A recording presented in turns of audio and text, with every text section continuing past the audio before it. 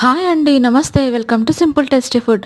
ఎగ్స్‌ని ఉడకబెట్టకుండా చాలా సింపుల్‌గా అండ్ టేస్టీగా త్వరగా అయిపోయేలాగా నేను ఒక ఎగ్స్ రెసిపీ తీసుకొచ్చేసాను. మరి ట్రై చేయండి. ముందుగా ఒక 2 ఆనియన్స్ పొడవుగా కట్ చేసుకోవాలి. ఒక 3, 4 పచ్చిమిర్చి కూడా ఇలా కట్ చేసుకోవాలి. అండ్ ఒక బాండీలో ఆయిల్ వేసుకొని పచ్చిమిర్చి, ఆనియన్స్, ఒక స్పూన్ జీలకర్ర ఇలా వేసుకొని వేపుకోవాలండి.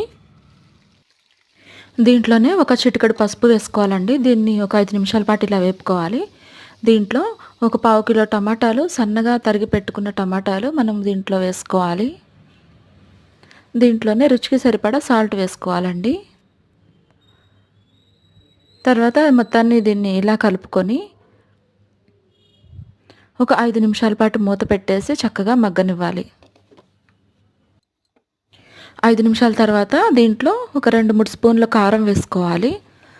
దీన్ని మిక్స్ చేసుకొని దీంట్లోనే గరం మసాలా పౌడర్ ఉంటుంది కదా, ఒక స్పూన్‌తో వేసుకోవాలి.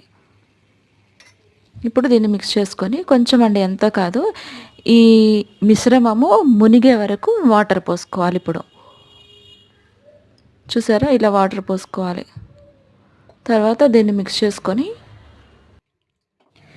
ఎగ్స్ ఒక్కొక్కటిగా ఇలా వేసుకోవాలి.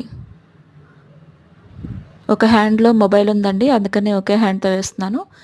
చూసారా, ఇలా అనమాట. ఇలా మనము చితకొట్టి ఇలా వేసుకోవాలండి. తర్వాత దీన్ని కదపకుండా మూత పెట్టేసి ఒక 5, 6 నిమిషాల పాటు ఉడకనివ్వాలి. దీంట్లో కొంచెం కొత్తిమీర యాడ్ చేసుకొని మూత పెట్టి ఉడకనివ్వాలి. తర్వాత ఇలా ఉంటుందన్నమాట. 6 నిమిషాల తర్వాత ఇలా ఉంటుంది. చాలా టేస్ట్‌గా ఉంటుందండి. ఇలా ఎగ్స్ ఇలాగే ఉంటాయన్నమాట. మొత్తం మిక్స్ చేయకూడదు. ఇలా చూసారా ఎంత బాగుందో. టేస్ట్ కూడా చాలా బాగుంటుందండి. మరి మీరు ట్రై చేస్తారు కదూ.